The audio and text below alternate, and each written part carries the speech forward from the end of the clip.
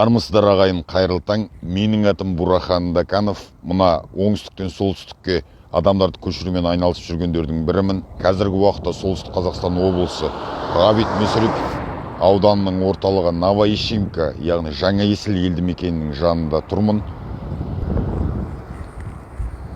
Міне Новоишимка елді мекені негізі Жаңа Есіл деп атап жатыр, бірақ әлі ресми ауыспаған ау. Анау көш үстінде тұрған үлкен елді мекен бұл Жаңа Есіл, яғни Новоишимка. Ал мына осы Новоишимка кіреберістегі мына кішігірім ауыл, жаңадан салынған ауыл. Бұның аты Бәйтерек. Бұл ауылдың іргесі 2017 жылдан бері қаланған. Қазіргі уақытта бұл жерде біршама адамдар тұрып отыр. Қандастар, яғни Монғолиядан келген, Қытайдан келген ағайындар, тағы басқа жерден келген ағайындар тұрып отыр. Және оңтүстіктен, Алматы жақтарында келген ағайындар осы жерге келіп тұрақтап жатыр. Қазіргі уақытта міне қырық үй салынып дайын тұр дейді. Енді тексерістен өтеді, қабылданғаннан кейін бұл жерге де адамдарды көшіру басталады. Негізі мына Новоишимка елді мекені өте бір Солтүстік Қазақстанда оңды жерге тұрған елді мекен болып есептеледі. Бұл жерде темір жол бар, үлкен элеваторлар бар, яғни жұмыс орындары жетерлік. Және бұл жердің ең бір жақсы жері міне мына жанармай құю бекетінен ары қарай шамамен 200 километр жерде Көкшетау қаласы бар.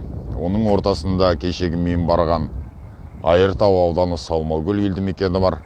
Мына жолдан ары қарай дүзіп жүре берсеңіз шамамен бір 250 километр жерде Қостанай облысына, Қостанай қаласына барасыздар.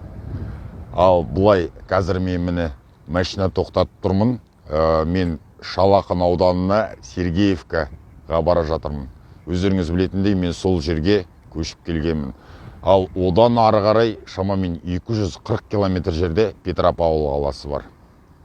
Қысқасы осы жаққа да көшіп келуге болады. Айтпақшы, тағы бір қызық дүние. Негізі бір апта бұрын мына бір жерлерде қалың қар болатын. Осы қарларды көріп мен ойбай, бір сәуірдің аяғына дейін баратын шығар деп ойлайтын негізі.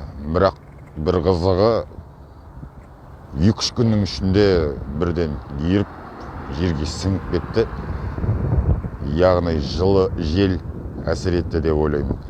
Қысқасы ағайындар, осы жақтарға көшіп келіңіздер.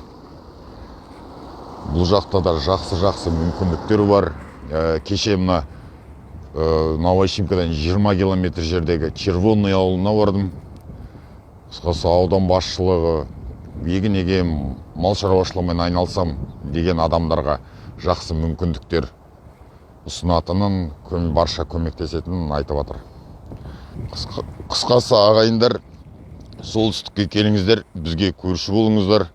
Тәуекел, аман есен болыңыздар. Айтпақшы, тағы бір айтатыным, осы видеоны мына оңтүстік Қазақстан облысындағы туыстарыңызға және де мына Маңғыстау жақтағы ағайындарға, Алматы жақтағы ағайындарға таратып жіберулеріңізді сұраймын. Көшке көмектеріңіз болсын. Мына жақта қаншама жаңағы үйлер бар.